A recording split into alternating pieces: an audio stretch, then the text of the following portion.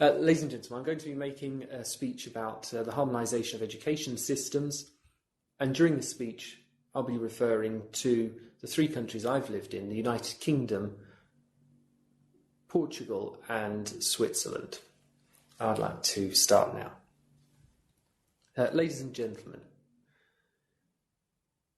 one of the most important areas in which Europe has harmonised is the area of education.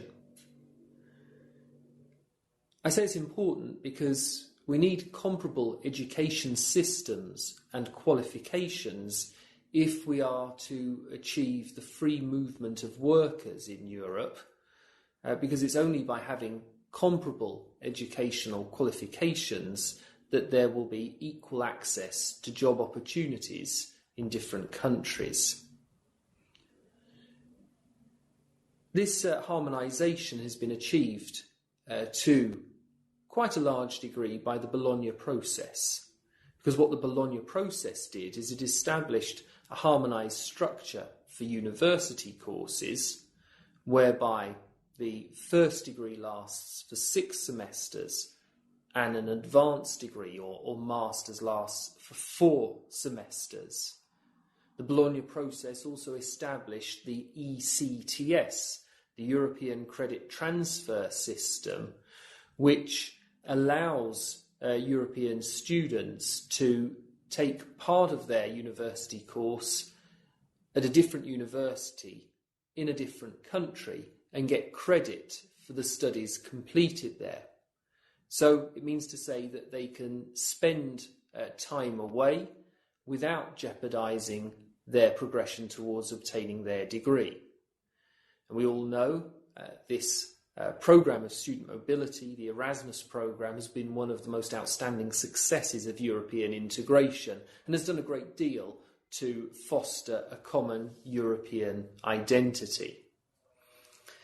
However, I believe that whilst we've gone a long way towards harmonising education at the tertiary level, less has been done at the primary and secondary levels. Now, that's also quite important to now address, because when one thinks about it, students could be entering university at very different levels. And so this is something which could undermine the success of mobility programmes and also the comparability of university qualifications.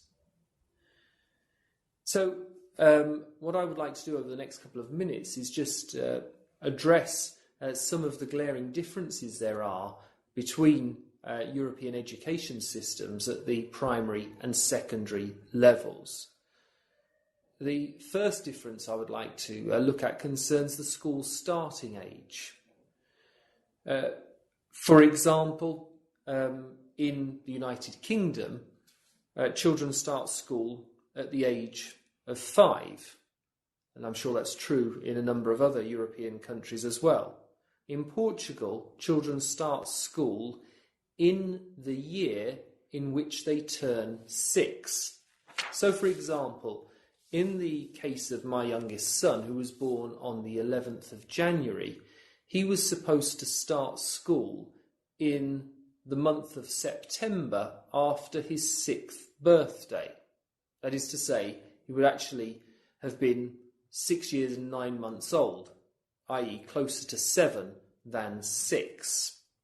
However, he never actually started school in Portugal because 1 month before he was due to start, we moved to Switzerland.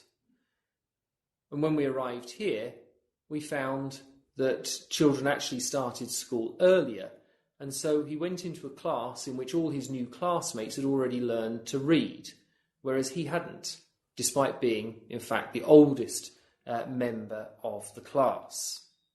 So that shows you one of the differences between primary school systems.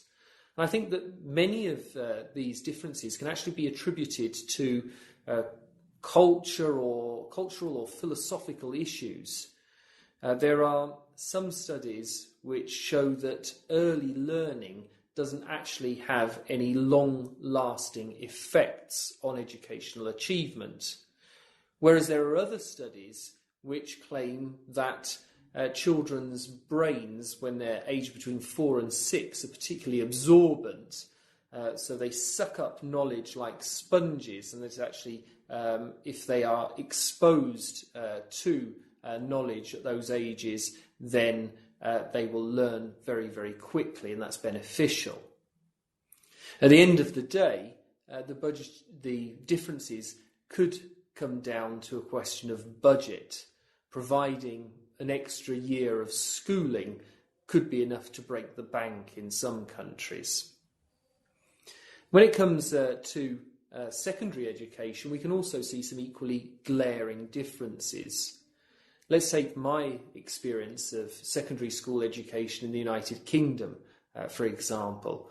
I attended a selective, single-sex state school, which means to say that I had to pass an entry exam to be admitted to the school.